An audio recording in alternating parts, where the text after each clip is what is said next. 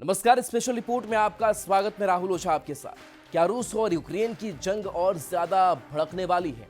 ऐसा इसलिए क्योंकि अब रूस यूक्रेन जंग किसी भी कीमत पर नहीं रुकने वाली है। रूस ने पिछले 36 घंटों में सैकड़ों हवाई हमले यूक्रेन पर किए हैं। इधर अमेरिकी के राष्ट्रपति डोनाल्ड ट्रंप ने भी कह दिया है कि अगर जरूरत पड़ी तो अमेरिका रूस पर हमला कर सकता है। साथ ही फ्रांस के राष्ट्रपति ने भी ऐलान कर दिया है कि पूरा यूरोप यूक्रेन को बचाने के लिए एड़ी चोटी का जोर लगा देगा।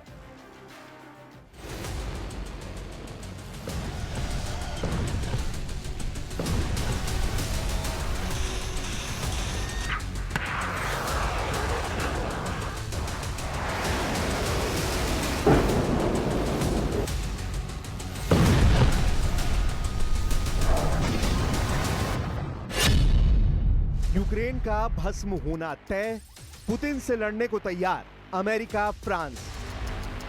1233 दिन से ज्यादा की जंग में रूस ने यूक्रेन पर इतनी मजबूत पकड़ बना ली है कि अब मजबूर होकर अमेरिका और फ्रांस को ऐलान करना पड़ा है कि हमें रूस से सीधी जंग करनी पड़ सकती है। हम आपको दिखाने जा रहे हैं कि पिछले 36 घंटे में ही रूस ने यूक्रेन पर 1000 से ज्यादा ड्रोन और 85 से ज्यादा मिसाइलों से हमला किया है। आप राष्ट्रपति जेलेंस्की और राष्ट्रपति ट्रंप की बौखलाहट का इसी से अंदाजा लगा सकते हैं कि पहली बार ट्रंप ने पुतिन को चैलेंज करते हुए कहा है कि अमेरिका रूस की राजधानी मॉस्को पर बमों की बारिश कर सकता है। ऐसा पहली बार हुआ है कि अमेरिका यूक्रेन को बहुत बड़ी संख्या में पेट्रियट मिसाइल सिस्टम देने जा रहा है। ऐसा पहली बार हो रहा है कि फ्रांस के राष्ट्रपति मैक्रोन ने भी ऐलान कर दिया है कि फ्रांस और पूरा यूरोप यूक्रेन को किसी भी कीमत पर जंग हारने नहीं देगा, किसी भी कीमत पर यूक्रेन पर रूस का कब्जा नहीं होने देगा। अमेरिका फ्रांस के इन बयानों के बाद से यूक्रेन पर रूस के हमलों में 10 गुना तेज वृद्धि दर्ज करने के दावे किए जा रहे हैं। हम आपको पिछले 36 घंटों के हमलों और उनका विश्लेषण और तेज होते युद्ध का वो सच दिखाने जा रहे हैं जो साबित करता है कि बहुत जल्द अब दुनिया तीसरे विश्व युद्ध की आग में जलने जा रही है। यूक्रेन पर होगा पूरा कब्जा, पुतिन के पास सिर्फ 90 दिन। जिस रफ्तार से इस वक्त रूसी सेना यूक्रेन के 5 प्रांतों यानी बड़े इलाकों पर अंधाधुंध हमले कर रही है, उससे साबित होता है कि रूस ने अपने स्पेशल मिलिट्री ऑपरेशन बेहद तेज कर दिया है।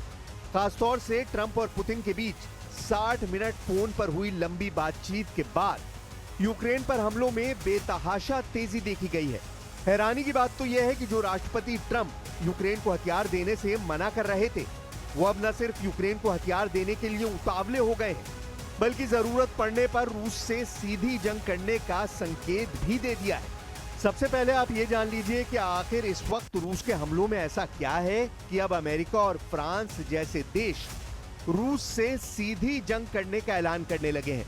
इन्हीं धमकियों को देखने के बाद अब रूस की तरफ से यूक्रेन पर हमले 10 गुना बढ़ चुके हैं। जरा इन आंकड़ों को देखिए। रूस के 10 गुना हमले, जल गए यूक्रेन के 5 इलाके। पिछले 36 घंटों में रूसी हमलों ने यूक्रेन की राजधानी कीव में कोहराम मचा दिया है। यूक्रेनी राष्ट्रपति व्लादिमीर जेलेंस्की ने रूस पर 18 मिसाइलें और लगभग 400 हमलावर ड्रोन दागने का आरोप लगाया है। यह हमला ज्यादातर कीव और आसपास के इलाकों को निशाना बनाकर किया गया और लगभग 10 घंटों तक चलता रहा। जेलेंस्की ने एक्स पर लिखा, ये रूस द्वारा आतंक का स्पष्ट विस्तार है। हर रात सैकड़ों ईरानी शाहिद ड्रोन से लगातार हमले यूक्रेनी शहरों पर बड़े पैमानों पर हो रहे हैं। रूसी सेना ईरान निर्मित शाहिद ड्रोन का बड़े पैमाने पर इस्तेमाल कर रही है। इससे पहले जेलेंस्की ने दावा किया था कि रूस से जंग जब से शुरू हुई है तब से अब तक 28,743 से ज्यादा ईरान के शाहिद 136 ड्रोन से हमले कर चुका है। पिछले 18 घंटों में ही कीव में रूसी हमलों में 2 से ज्यादा लोगों की मौत हो चुकी है और 16 से ज्यादा घायल हैं। ये मौत का आंकड़ा भी इसलिए हैरान कर रहा है क्योंकि कीव को अमेरिका और यूरोप के एयर डिफेंस सिस्टम से मजबूत हवाई हमलों से सुरक्षा दी गई है, लेकिन उसके बावजूद लोग कीव में मारे जा रहे हैं। यह हमला रूस द्वारा युद्ध के अपने सबसे बड़े हवाई हमले के एक दिन बाद हुआ, जिसमें 728 ड्रोन और 13 मिसाइलें शामिल थीं। अमेरिकी राष्ट्रपति डोनाल्ड ट्रंप ने यूक्रेन के लिए और अधिक रक्षात्मक हथियारों को भी मंजूरी दी है और रूसी राष्ट्रपति व्लादिमीर पुतिन द्वारा मॉस्को के आक्रमण को तेज करने पर निराशा व्यक्त की है। इधर जेलेंस्की ने नए रूसी हमलों पर कहा है कि इसके लिए जरूरी है कि हम तेजी से काम करें। रूस पर सख्त प्रतिबंधों को तेजी से लागू किया जाना चाहिए। हम आपको बता दें 10 जुलाई को ही रूसी हमले में यूक्रेन के चेर्निहिव, सूमे, पोल्टावा, क्रोवोग्राद और खार्किव क्षेत्र में भारी तबाही हुई है। वहीं रूसी रक्षा मंत्रालय का दावा है कि उसकी सेना ने काला सागर, बेलगोरोड, कुर्स्क, क्राइमिया और पेंजा के ऊपर 17 यूक्रेनी ड्रोनों को रोका था। रूस पिछले 10 दिनों से यूक्रेन पर बेहद तेज रफ्तार हमले कर रहा है। दावों के मुताबिक रूस इस वक्त ईरानी निर्मित शाहिद 136 ड्रोन, इस्कंदर एम मिसाइलों, सुखोई सीरीज के लड़ाकू विमानों, टीयू सीरीज के बम वर्षकों से बेहद सटीक हमले यूक्रेन पर कर रहा है। यूक्रेन का दावा है कि रूस ने नए इलाकों को इसलिए निशाना बनाना शुरू कर दिया है ताकि यूक्रेन की अग्रिम सुरक्षा पंक्ति को तोड़ा और भटकाया जा सके।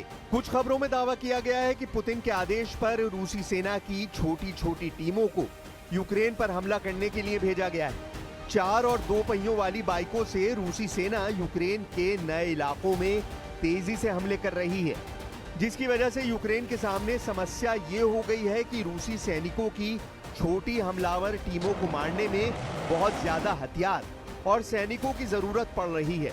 रूस की इसी खूनी रणनीति को देखते हुए अमेरिका और फ्रांस ही रूस से सीधी जंग की तैयारी में जुट चुके हैं और इसीलिए अमेरिका ने ऐलान कर दिया है कि हमने यूक्रेन को हथियार सप्लाई शुरू कर दी है, जिसे रोका गया था। जरा अमेरिका से आई इस खबर को देखिए। अमेरिकी अधिकारियों ने रॉयटर्स और एसोसिएटेड प्रेस को बताया कि अमेरिका ने यूक्रेन को तोपखाने के गोले और मोबाइल रॉकेट आर्टिलरी मिसाइलों की आपूर्ति फिर से शुरू कर दी है। डोनाल्ड ट्रंप ने दावा किया कि उन्हें नहीं पता कि पिछले हफ्ते शिपमेंट को रोकने का आदेश किसने दिया था। अधिकारियों ने नाम न छापने की शर्त पर बताया कि 155 मिलीमीटर आर्टिलरी गोले और GMLRS यानी मोबाइल रॉकेट आर्टिलरी मिसाइलें उपलब्ध कराई जा रही हैं। पिछले हफ्ते रोकी गई शिपमेंट में 30 पेट्रियट मिसाइलें, 8,500 155 मिलीमीटर आर्टिलरी गोले, 250 से ज्यादा सटीक GMLRS मिसाइलें और 142 हेलफायर हवा से सतह पर मार करने वाली मिसाइलें शामिल थी। हैरानी की बात तो यह है कि अमेरिका के राष्ट्रपति के आदेश नहीं देने पर भी यूक्रेन को हथियार सप्लाई किसने रोकी, इसका सही पता अभी तक नहीं चला है। फिलहाल यूक्रेन को हथियार सप्लाई शुरू हो गई है।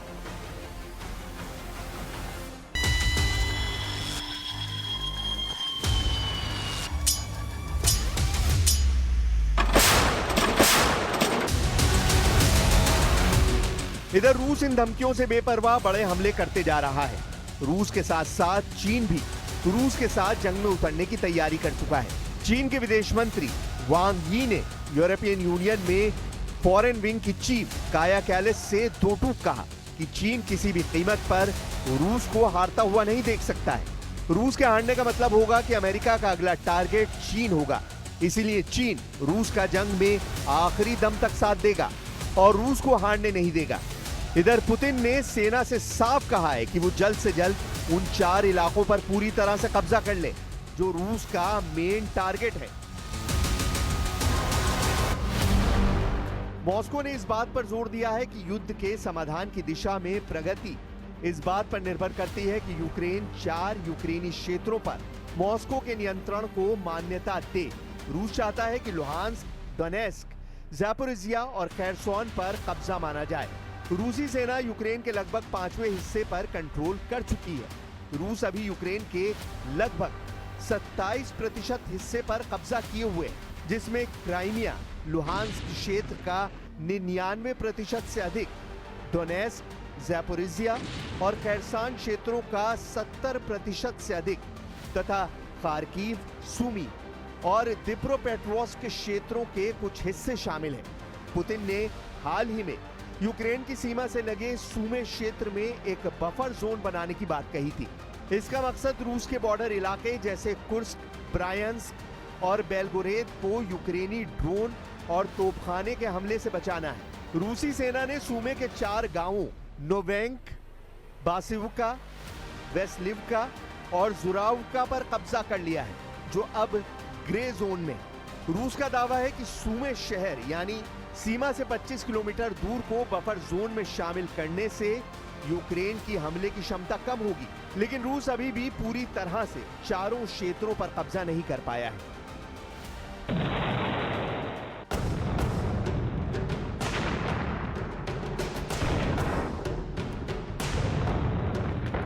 Сьогодні ж я говорив з президентом Трампом. Важлива розмова. Домовились про зустріч наших команд, щоб збільшити силу ППО. Дуже детально говорили про спільне виробництво. І нам це потрібно, і Америці. अगर अभी भी नेटो और अमेरिका सीधे जंग में नहीं उतरे, तो फिर रूस पूरे यूक्रेन पर कब्जा कर सकता है। नेटो देश जर्मनी, ब्रिटेन और फ्रांस ने खासतौर से राष्ट्रपति ट्रंप पर दबाव बनाना शुरू कर दिया है कि अगर रूस के खिलाफ मोर्चा नहीं खोला गया, तो फिर रूस का अगला निशाना नेटो देश और यूरोप होगा। जर्मनी के चांसलर फ्रेडरिक मर्ज ने खासतौर से चेतावनी दी है कि रूस सिर्फ यूक्रेन तक रुकने वाला नहीं है। यूक्रेनी मीडिया के मुताबिक राष्ट्रपति पुतिन यूक्रेन के डोनेस्क, खेरसोन, ज़ैपोरिज़िया और लुहांस्क प्रांत पर पूरा कब्जा चाहते हैं, लेकिन जिस तरह के हमले रूस इस वक्त पूर्वी यूक्रेन पर कर रहा है, उससे साफ है कि पुतिन यूक्रेन के 4 प्रांत नहीं बल्कि पूरे पूर्वी यूक्रेन पर कब्जा करना चाहते हैं। यूक्रेन से और भी दर्दनाक और डरावनी खबरें रूसी हमलों से जुड़ी आ रही हैं कि यूक्रेनी वायुसेना ने कहा कि रूस ने रात भर की बमबारी में 206 ड्रोन और 9 मिसाइलें दागी। मेयर इगोर तेरेखोव ने कहा कि यूक्रेन का दूसरा सबसे बड़ा शहर खार्किव पूर्ण युद्ध की शुरुआत के बाद से सबसे शक्तिशाली हमले की चपेट में आया। युद्ध से पहले ये पूर्वोत्तर शहर 14 लाख लोगों का घर था और रूस की सीमा से लगभग 30 किलोमीटर दूर स्थित है। कुल मिलाकर इस वक्त रूस और यूक्रेन के पास समय बहुत कम है। जहां यूक्रेन को रूसी कब्जे से बचना है, तो वहीं रूस को नेटो और यूरोप के हमले करने से पहले यूक्रेन के 4 इलाकों पर पूरी तरह से कब्जा करना जरूरी है। कुल मिलाकर लगभग 4 साल से चल रही रूस यूक्रेन जंग विनाश के मुहाने पर पहुंच चुकी है। ऐसा क्या हो गया है कि अमेरिकी राष्ट्रपति डोनाल्ड ट्रंप पर कोई डबल अटैक करने जा रहा है? कोई उन्हें डबल टारगेट बना रहा है? क्या अमेरिका के राष्ट्रपति को जान का खतरा है? ईरान के सबसे ताकतवर लोगों में शामिल मोहम्मद जावाद लारिजानी ने खुलेआम एक धमकी दे दी है कि ट्रंप अब धूप भी नहीं सकते हैं क्योंकि एक छोटा सा ड्रोन उन्हें अपना निशाना बना सकता है। इस धमकी के बाद अमेरिका में खलबली मच गई है। क्या सच में ट्रंप की जान पर ईरानी ड्रोन का साया है? क्या वाशिंगटन पहुंच चुका है ईरान का किलर ड्रोन? इस रिपोर्ट में देखिए ट्रंप पर मंडराती दहशत के साये की पूरी कहानी।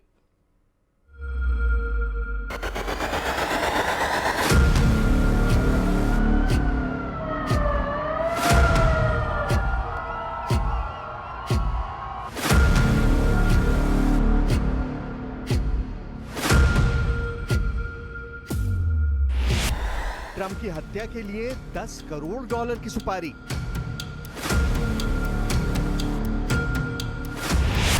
ईरान के अधिकारी की ट्रंप को सीधी वार्निंग।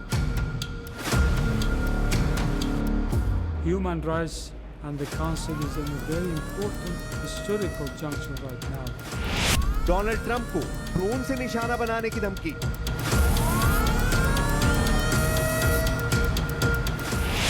जावेद लारिजानी ने ट्रंप को भेजा मौत का पैगाम।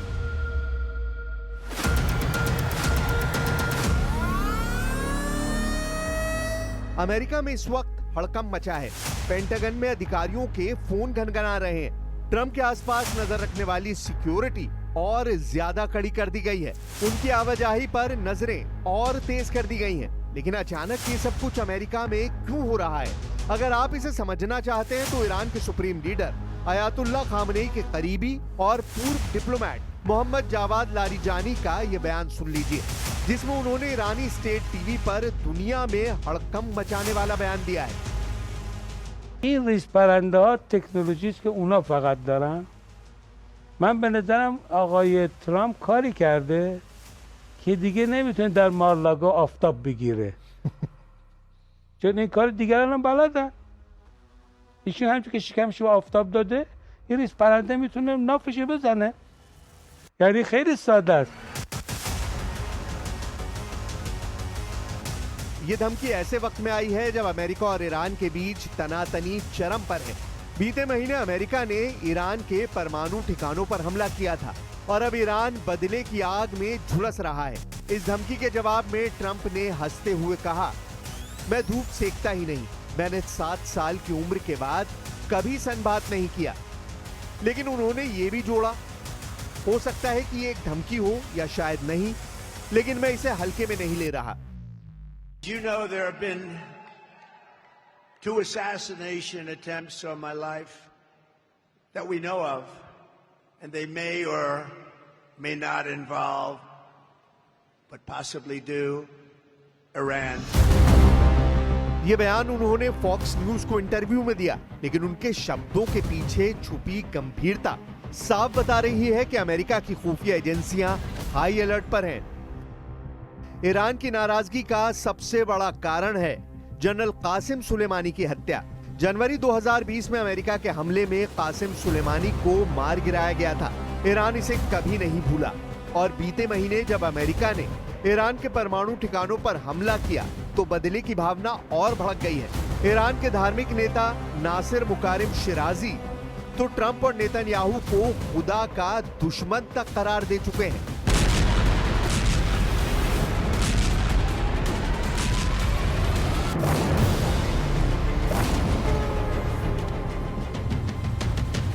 तो क्या सच में ट्रंप को एक छोटे ड्रोन से मारने की साजिश बन रही है? दरअसल ईरान ने पिछले कुछ सालों में ड्रोन टेक्नोलॉजी में जबरदस्त तरक्की की है।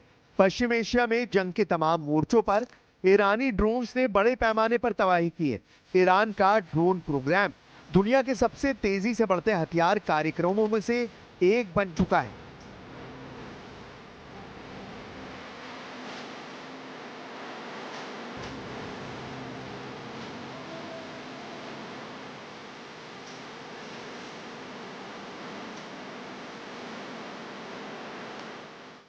सिर्फ 10 साल पहले तक ईरान के पास सीमित ड्रोन पावर थी, लेकिन आज उनके पास ऐसे ड्रोन हैं जो कम ऊंचाई पर उड़ सकते हैं, रडार से बच सकते हैं और ऐसे भी ड्रोन हैं जिन पर जीपीएस जैमिंग का कोई असर नहीं होता। शाहिद 136, अबाबील और मुहाजिर 6 जैसे ड्रोन अब पश्चिम एशिया की जंग में ईरान की पहली पसंद है।